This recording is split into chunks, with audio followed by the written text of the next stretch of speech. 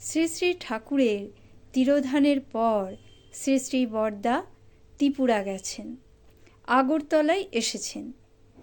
ত্রিপুরায় আগরতলার অনতি দূরে ৮২ মাইল বলে একটি স্থানে একটি মা সারা রাত চোখের জল ফেলেছেন।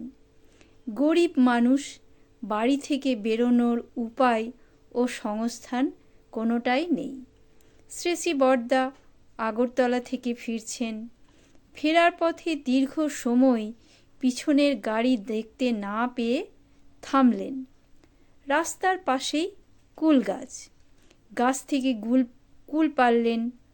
অদূরে একটা বাড়ি দেখিয়ে একজনকে বললেন, যা ওই বাড়ি থেকে নুন নিয়ে আয় তো, কুল খাওয়া যাবে। শ্রী শ্রী বরদা কুল খাচ্ছেন। যে বাড়ি থেকে নুন আনা হলো সেই বাড়ির মা বাড়ি থেকে রাস্তায় এসে দেখে এক অপূর্ব দৃশ্য, যার জন্য সারা রাত চোখের জল ফেলেছেন। তিনি স্বয়ং এসেছেন দর্শন দিতে। ভক্তিতে আপ্লুত হয়ে বারংবার প্রণাম জানালেন তার শ্রীপাদপদ্মে। জয়গুরু। আমি শ্রাবণী দাস।